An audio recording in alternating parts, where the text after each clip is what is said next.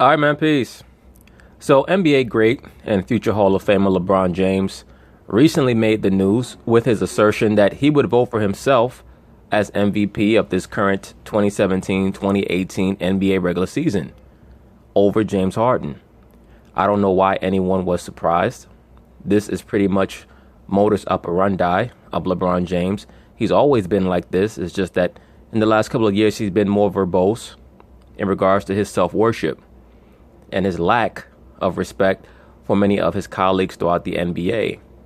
Am I saying that other MVPs in the past or MVP caliber players did not think that they themselves should be MVP, even when they weren't? Of course. But there's a certain tact that you have when you conduct yourself with a certain level of decorum and wherewithal that LeBron James just doesn't have. And certain people may come on my channel and say, well, why are you always hating on LeBron? I don't hate on anybody. LeBron James is a so-called black man who made it out of a very tough environment. I have my suspicions in regards to his origins to a certain degree, but that's a whole nother video for another day. That's a whole other issue, other topic.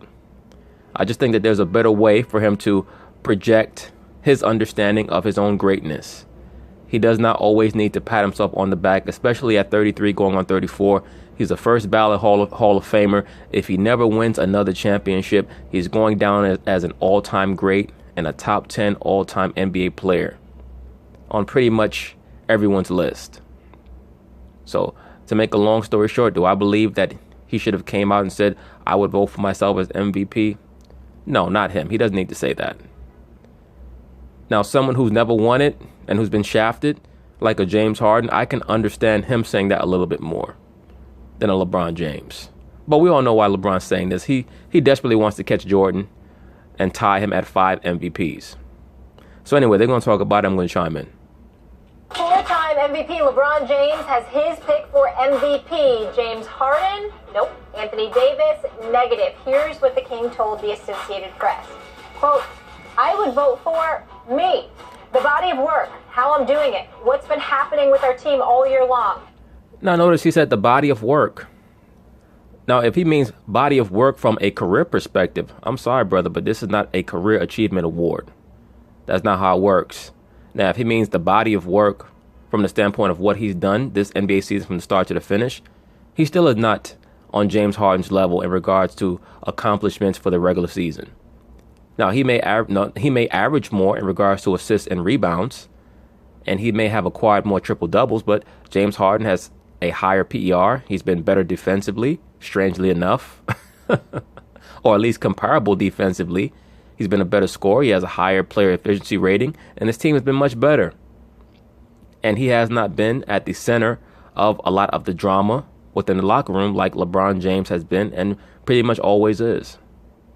How we've gotten so many injuries and things of that nature, guys in and out, to be able to still keep this thing afloat, I definitely would vote for me.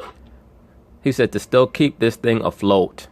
That's akin to a master mariner or sailor who literally drills holes in the hull of his own boat and then congratulates himself for being able to navigate it through a storm. Me. Max? Yep. You agree? Yep. Look, I don't Well, we already know how Max feels. He's part of the LeBron James super fan crew. Even Molly Karam is rolling her eyes like this dude. believe in sympathy MVP awards. I don't believe in pity. Yes, you do. You believe in career achievement awards, which is why many of you are clamoring for LeBron to at least get one more MVP so that you can ratchet up the LeBron versus Jordan comparisons and debates.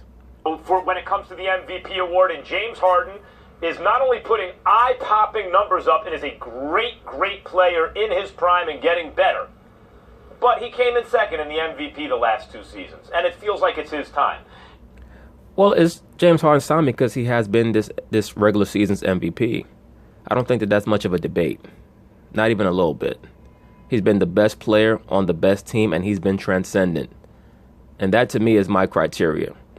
If you're the best player on the best team and your season has been transcendent, you should be the MVP. And the only way that I will give it to anyone other than that player is if that other player is just doing things that are historic. even though I would not have given the MVP award to Russell Westbrook last season, I could kind of understand why they would give it to him. Because he had done something that had not been done since Oscar Robertson in the 60s.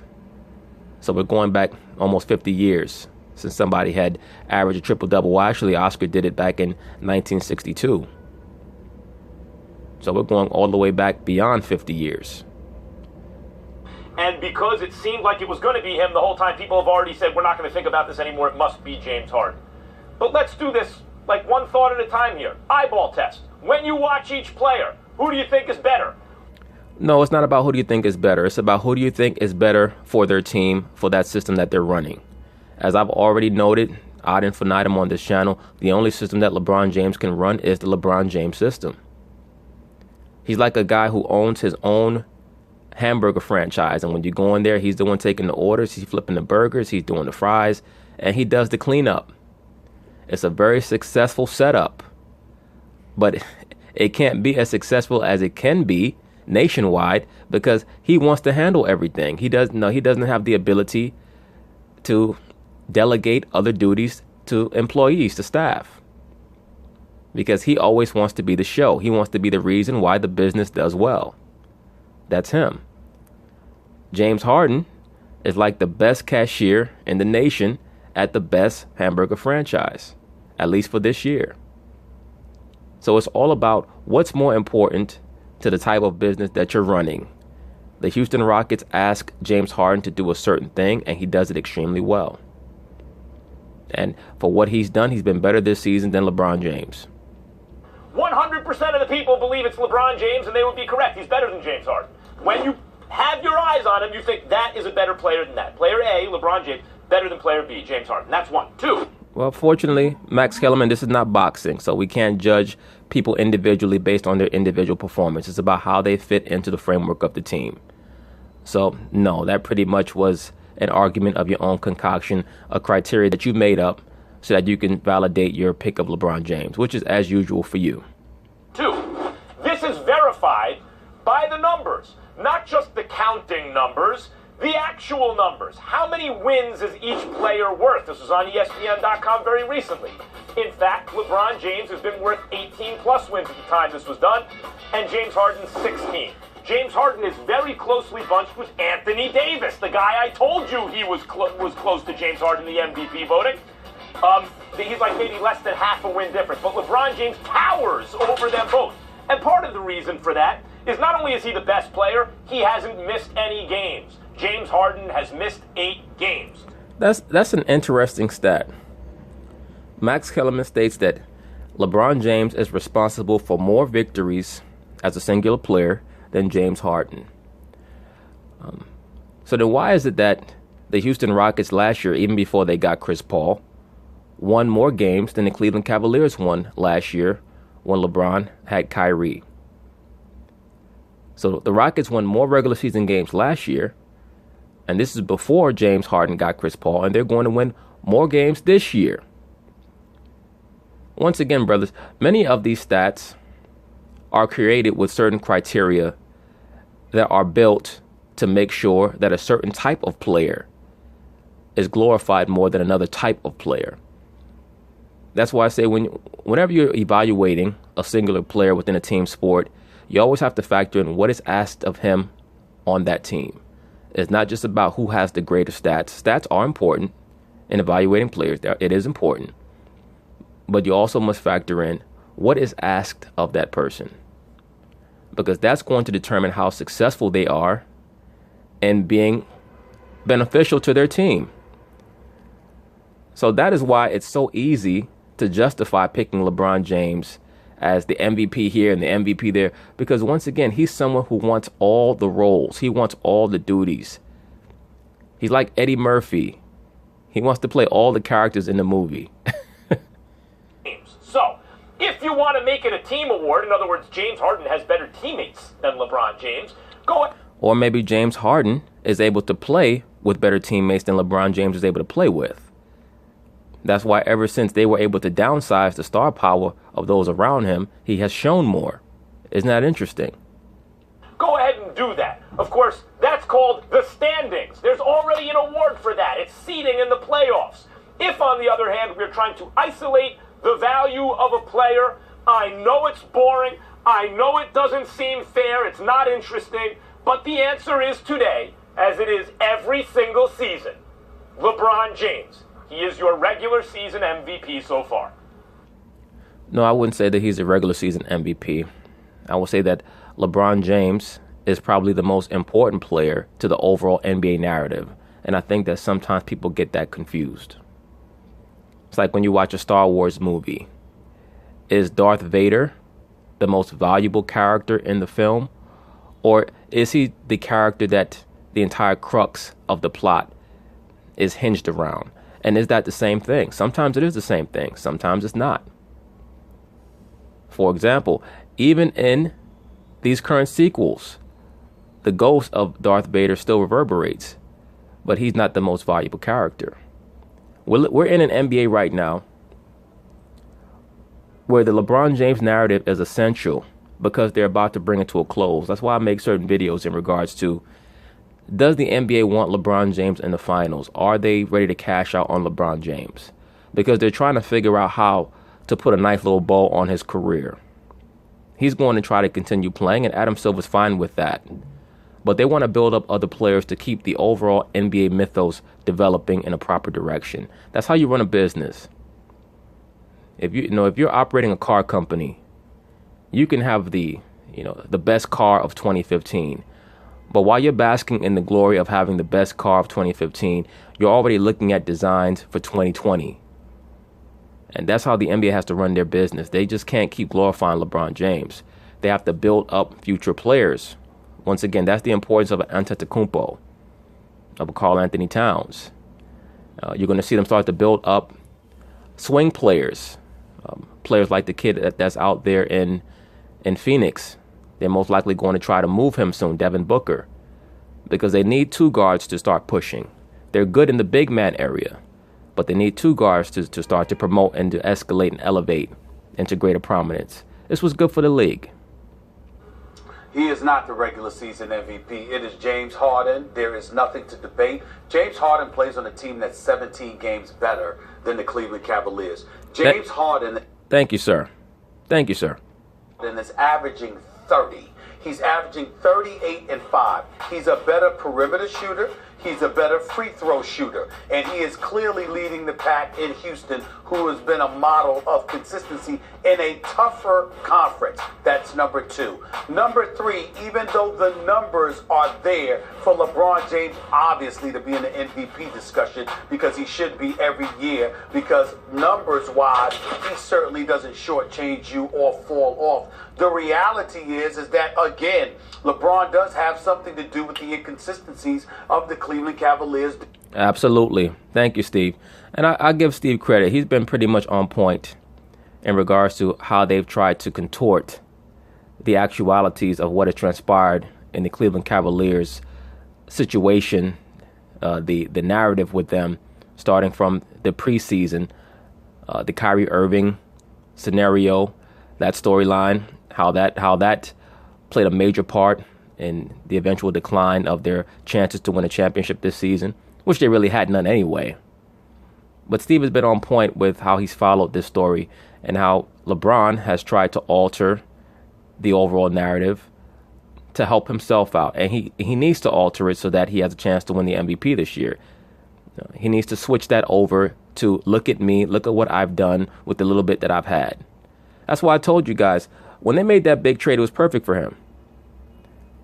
Because it gave him the chance to make this season a vanity piece for himself. It's like sometimes you have great actors and they become a part of a project, a movie, where there are other prominent stars. And some actors are able to deal with that, and some aren't. Like I mentioned the film A Few Good Men, Jack Nicholson was only in that film combined maybe 10 minutes, but he was able to win an Oscar for that film because of the fact that he did the most with his part of the movie. And then you have other actors who have to be in or are normally in films where they get to glamorize themselves, glorify themselves, so that they can get those reviews where their performance was a quote-unquote tour de force. LeBron James is like that. He needs that. He needs that. His ego is as fragile as it is overpowering for him.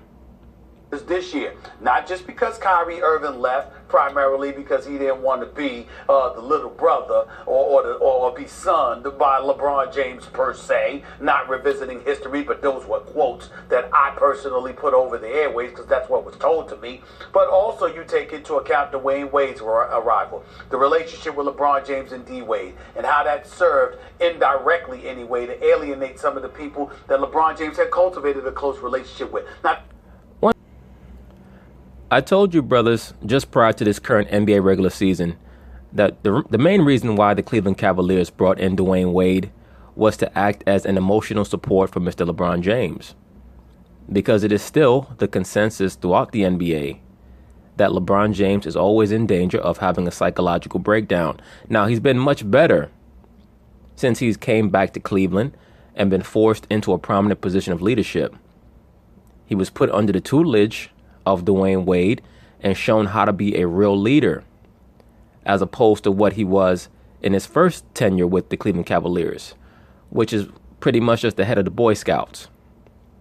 That's why he was posing for pictures on the sideline and doing all type of silly dances, and the vestiges of that are still in existence. He still has a lot of Peter Pan in him, that little boy mentality.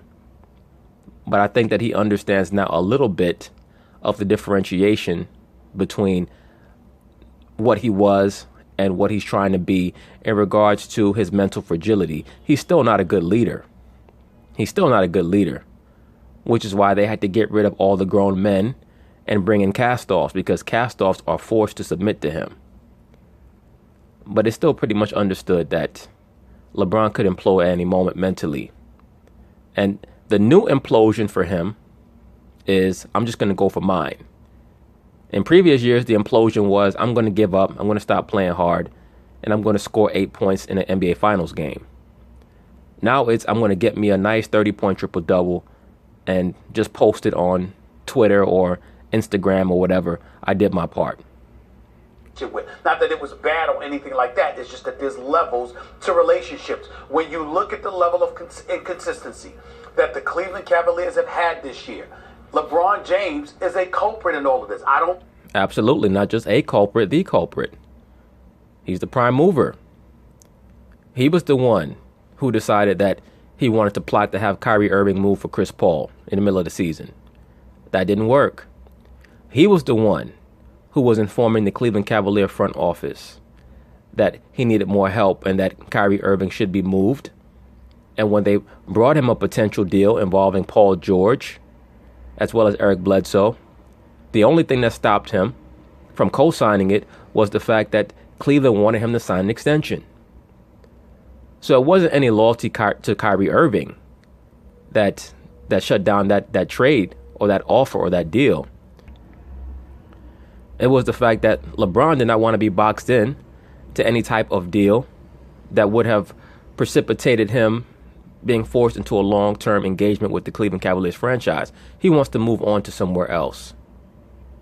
I don't mean it as a negative, like he's a villain or something like that. That's not what I'm trying to imply. What I'm simply saying is that the kind of year that they were capable of having, that cohesion and togetherness could ultimately breed, he played a role in dismantling. There's no escaping that reality. Absolutely.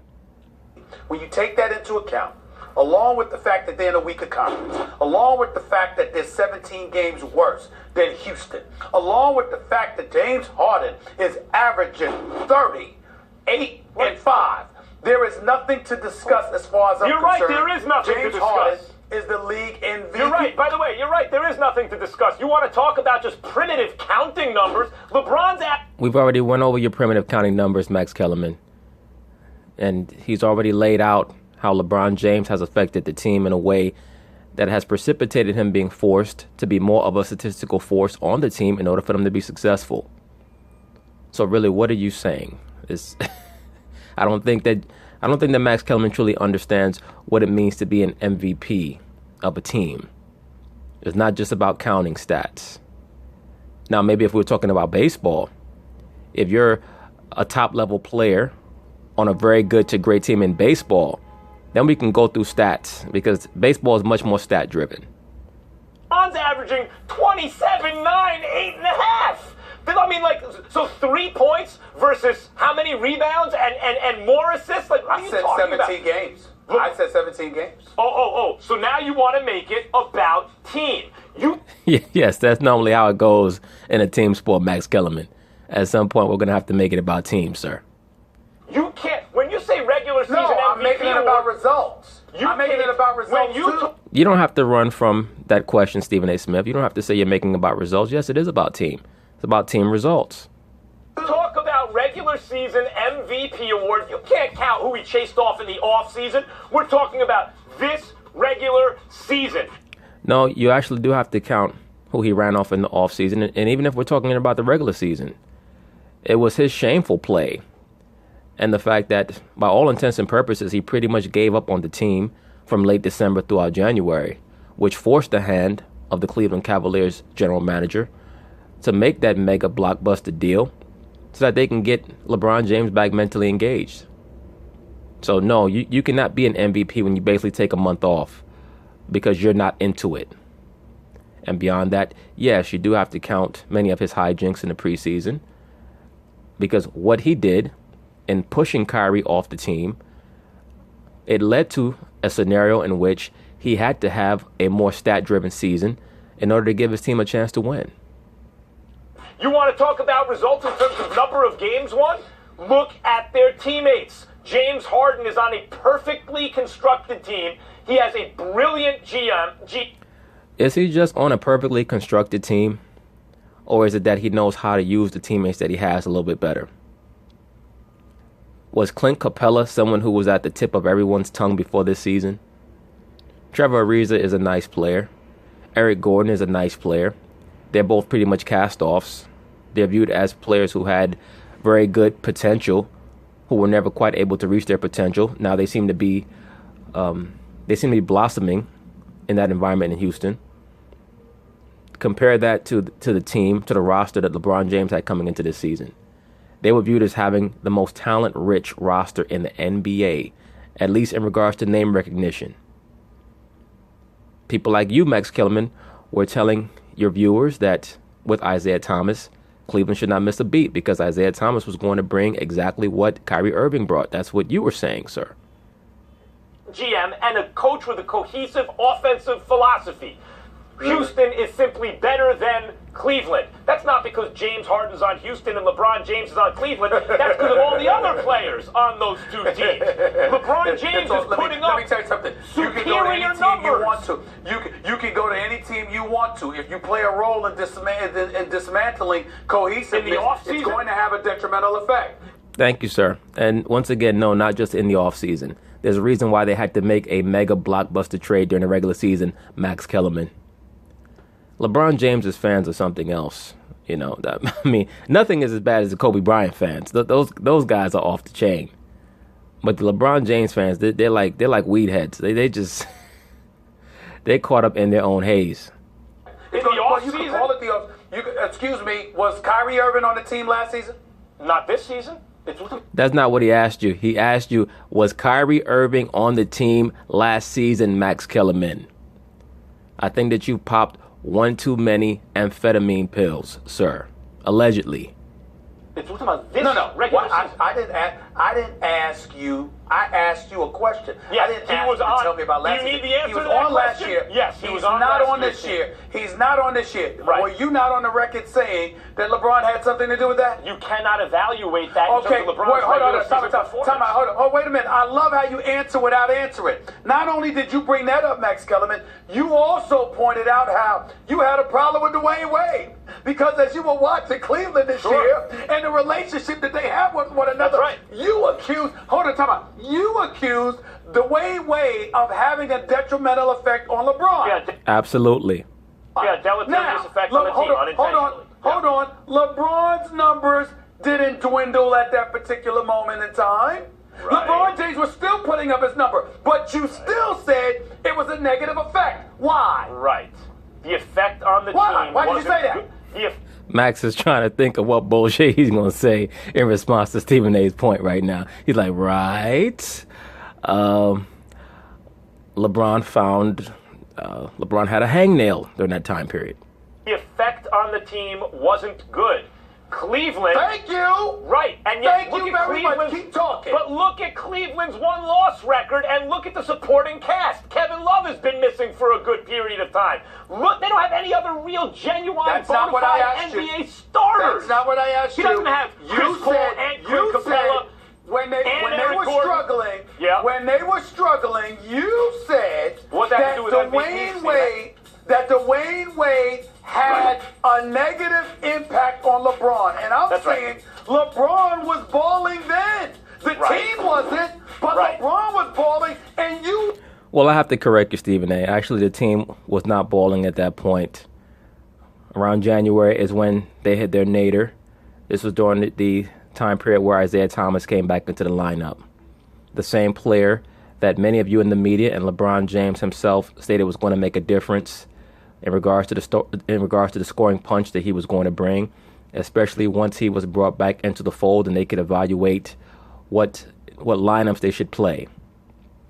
So that's really when their downturn started.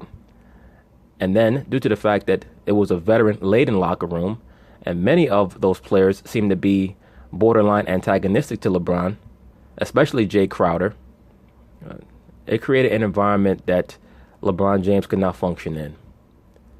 He just couldn't function in that environment because LeBron does not do well in negative environments. He does well in creating negative environments, but he does not do well in dwelling in them. That's why periodically he has to leave and go to another team, or in this case, they have to flush out their roster and bring in fresh guys. You were still critical of LeBron because of the impact you thought D-Wade was having on him. So what is that? It was a fractured locker room, and LeBron James deserves some culpability, just as I give James Harden. So, therefore, you know what, Max Kellerman, now that Stephen A has finally got you to acknowledge that, you should just give up, just acquiesce to the understanding, to the point, the only valid point in this conversation, which is that James Harden is this season's MVP. Period. Harden some credit, just as I give James Harden some credit for the togetherness of the Rockets, and he deserves it. That's not enough to overcome LeBron James' clear game-for-game superiority, not to mention the fact that he hasn't missed the 8 games. By the way, you brought up a lot of stats. I'm going to shut up because you're lying to the public. I agree, Stephen A. Smith. He's lying to the public, or really more aptly, he's just telling his truth, quote unquote, because that's the new phrase for lying, that you're telling your truth. So we'll let Max Kellerman tell his truth, how he wants things to be, and let him continue on. I called you out about what you said. Boy, your definition of shut up and mine are different. I'm quoting you. Stephen A., you brought up a lot of stats. LeBron James shoots 10% from the field better than Harden. You know how much better Harden shoots from 3? 0% better. They shoot the same from 3. Well, seeing as the Rockets play a different offense than the Cleveland Cavaliers play, that could also factor into why LeBron James shoots a better percentage. But LeBron does concentrate on creating better shots for himself than James Harden does. He likes to drive to the basket more, and oftentimes he will not take a shot that he feels like he's not going to make unless he's in a groove. But overall, LeBron James' shot selection is better than James Harden's. And that's also because he's very cognizant of his shooting percentage. He knows that he has to have a better shooting percentage than Jordan for a career, because that will be another checkoff for him trying to foster the understanding, the belief, the notion that he's a better player than Michael Jordan was.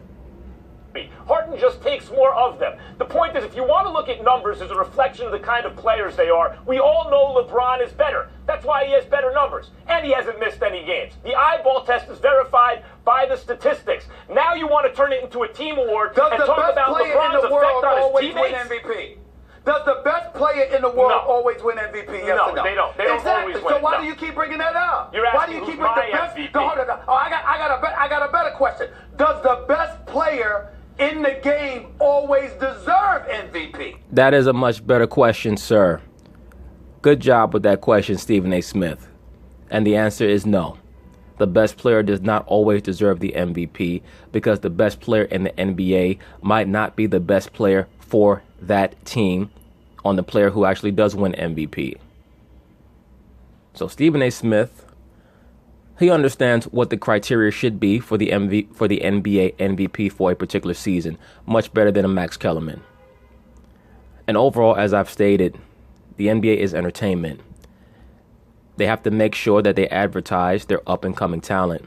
That's how it goes. You don't want too many MVPs going to players in their early to mid-30s. I mean, if you can help it. If you can help it.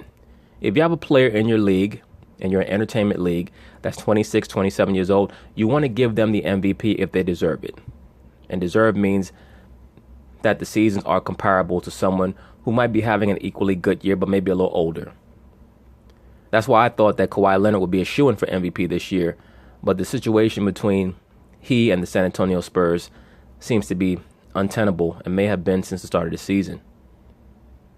But once again, Stephen A. Smith made a great point. It's a point that I've been making for the duration of this conversation in regards to who should be MVP for this season.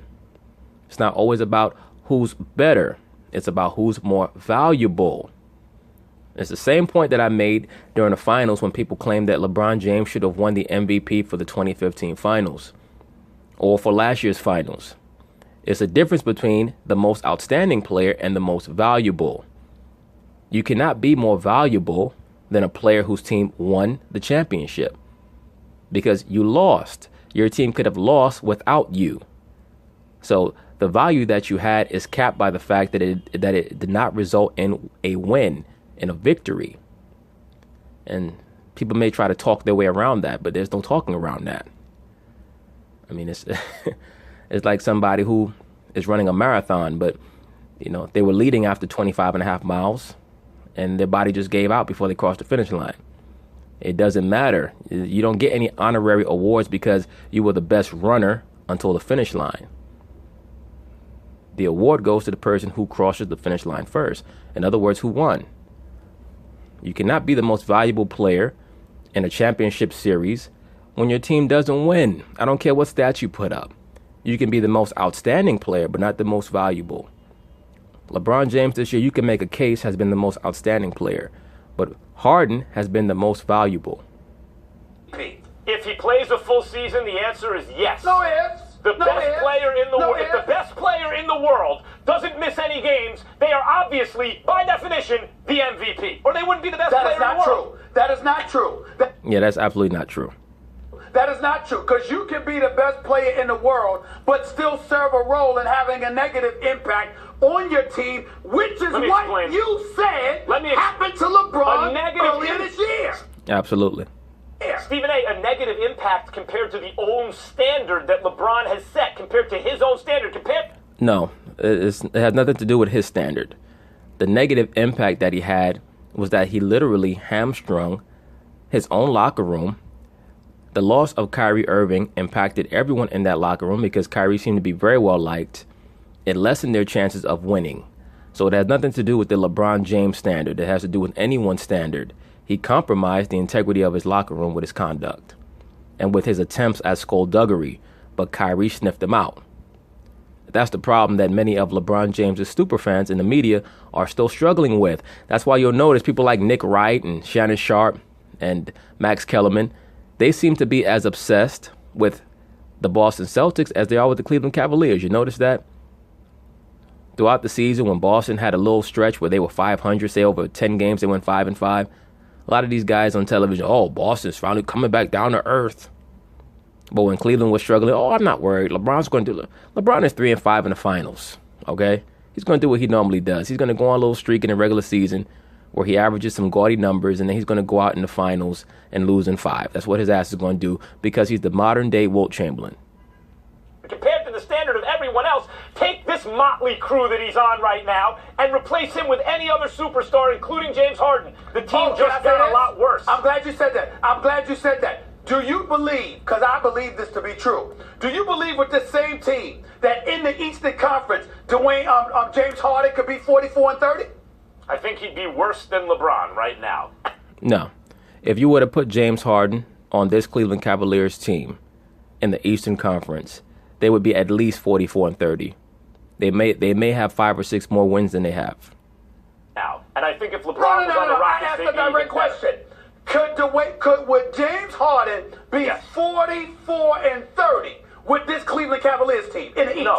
No, he would have a Yes, worse he record would. than that. Yes, he would. Whatever Yes, he LeBron's would. record is, replace Yes, he any would. player, and they have a worse Oh, record please. right now. I don't understand. How could that be when LeBron has been with the Cleveland Cavaliers now for 4 years, and they've never even won 60 games in a regular season? They normally win anywhere from 51 to 53 games. So how could you make the assertion that if you swap LeBron out for James Harden, or if you swap LeBron out for any player in the NBA, that it will result in less wins than if LeBron was there? That doesn't make sense. Because just logically speaking, what that would imply is that whatever team LeBron was on would have the best record in the NBA. Because he's better than everyone else. Please. Gotta Whatever. settle down. Whatever. People are I here don't even to know join why I us. even bother talking basketball with you. Are you not still haven't entertained? learned. Oh, please. Very good debate. Go read Strong all you want to. That don't performance mean you know the game. You got to be Are you crazy. saying I'm James Harden is the screaming? MVP. James Guys, Harden That's is the called MVP. projection Guys. in psychology. Go ahead. Projection. Please. All right, coming up. He is Psychology. widely considered the... But anyway, I have to give it to Steve. He came with some good points. He just didn't hold Max down in certain areas like he should have. James Harden will be the MVP for this season, and he will deserve it. But anyway, peace.